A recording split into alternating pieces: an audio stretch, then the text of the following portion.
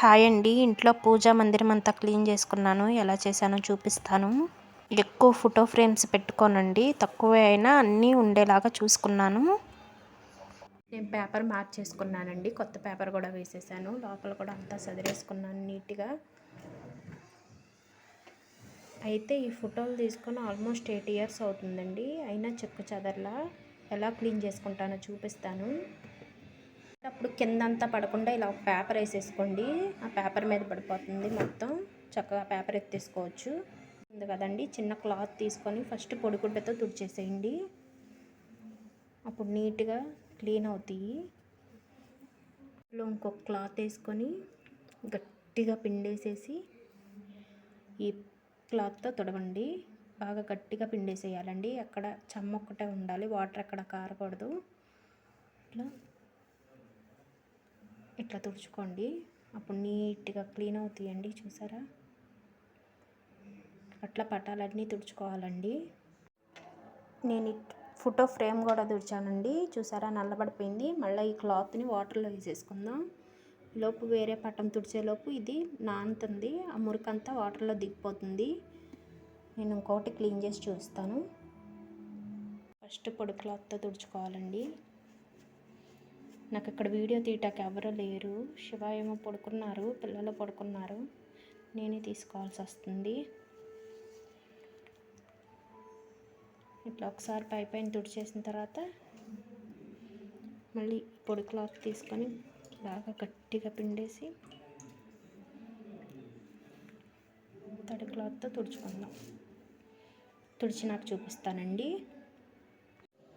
చూసారా, photo frame ఇది బాగా నీట్గా క్లీన్ అయినాయి. ఎక్కడ బొట్టు కూడా లేదు కింద. ఇట్లా తుడుచుకోవాలండి.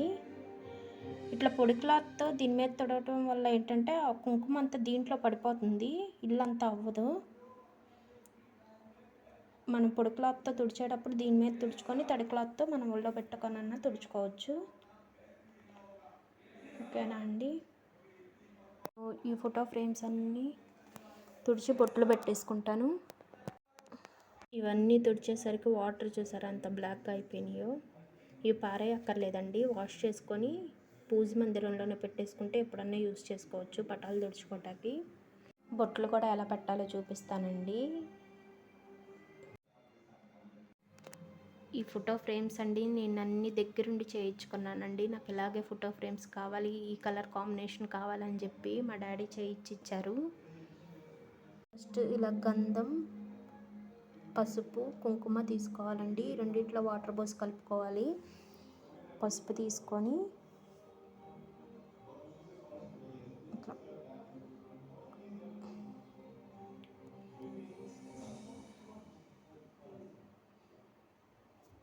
దాని మీద కుంకుమ పెడితే స్టిక్ అయిపోతుంది. నేను పెట్టి చూపిస్తానండి, కుదరట్లేదు ఇలా నాకు.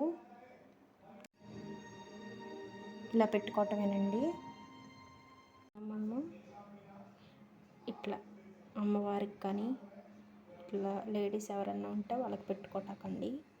ఎవరన్నా కొత్తగా పెళ్ళై తెలియని వారు ఉంటారు కదండి, వాళ్ళకి యూస్ అవుతుందని పెడుతున్నాను వీడియో. ఈ ఫొటోస్ అన్నీ నా గృహప్రవేశానికి తీసుకున్నానండి.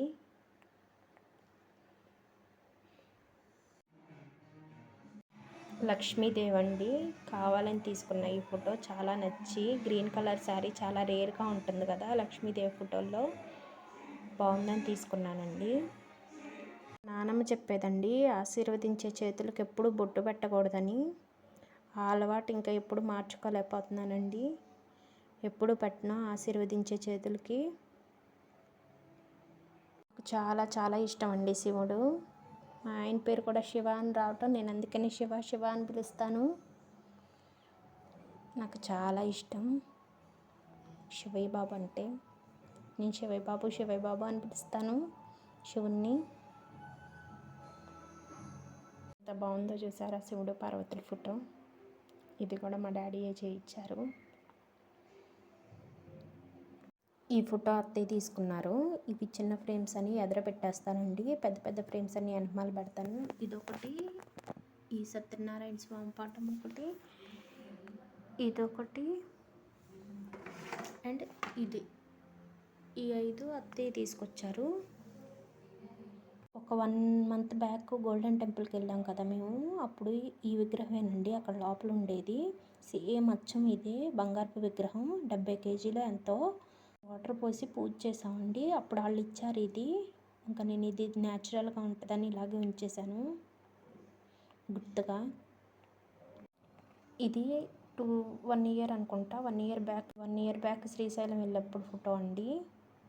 అయోధ్యలో రామ మందిరం కట్టినప్పుడు ఊరూరా వచ్చారు కదండి గుళ్ళకి, అప్పుడు అనుకోకుండా గుడికి వెళ్ళాను. అక్కడ ఈ పాదాలు అమ్ముతుంటే తీసుకున్నానండి. పాదాలు కుంకుమ అవన్నీ ఇచ్చారు ఒక బాక్స్ సెట్లో. దాంట్లో వచ్చిందండి ఈ పాదాలు. ఇవి కూడా పూజలో పెట్టేస్తాను. ఇదేమో తాబేలండి, ఇది కూడా పూజలో పెట్టేసుకుంటాను నేను. ఇట్లా బొట్లు పెట్టేసేసి పూజలో పెట్టుకుంటానండి. చిన్నదే కదా, మంచిదంట పూజలో ఉంటే తాబేలు.